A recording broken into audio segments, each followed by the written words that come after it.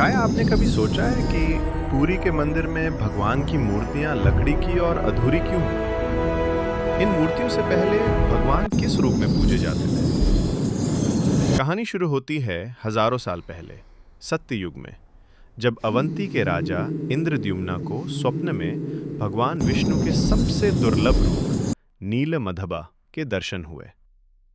राजा ने ठा लिया कि जब तक वो उस नीलमणि से बने रूप को ढूंढ नहीं लेते, उन्हें चैन नहीं मिलेगा। राजा ने अपने सबसे चतुर ब्राह्मण विद्यापति को उस दिव्य रूप की खोज में भेजा।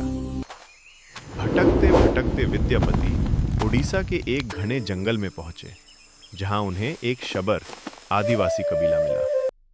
इस कबीले के मुखिया थे विश्ववासु। विद्यापति ने देखा कि विश्ववासु रोज सुबह जंगल में कहीं जाते हैं और लौटते वक्त उनके शरीर से एक दिव्य सुगंध आती है।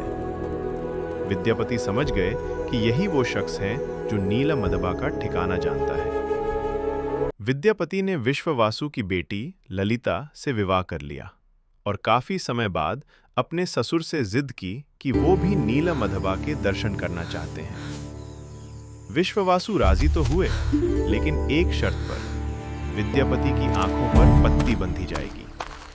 लेकिन विद्यापति चतुर थे। उन्होंने रास्ते में सरसों के बीज, मस्टर्ड सीड्स, गिरा दिए। कुछ दिन बाद जब बारिश हुई और वो बीज उगे तो रास्ता साफ हो गया। विद्यापति ने राजा को संदेश भेजा। राजा इंद्रद्युम्ना जब अपनी पूरी सेना के साथ वहां पहुंचे तो उनका अहंकार देखकर नीलमधबा अंतर्ध्यान गायब हो गए। राजा रोने लगे और भूखे प्यासे बैठ गए। तब आकाशवाणी हुई, हे राजा, तुमने मुझे पाने के लिए सेना का उपयोग किया, लेकिन मैं सिर्फ प्रेम से मिलता हूं। अब मैं तुम्हें इस रूप में नहीं मिलूंगा, बल्कि समुद्र में तैरते हुए एक लकड़ी के रूप में मिलूंगा।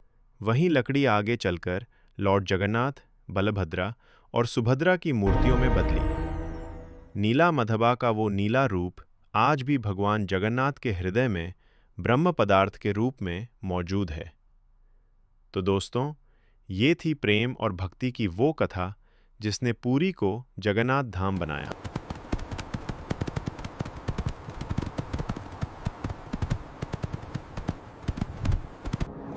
Om Shanti.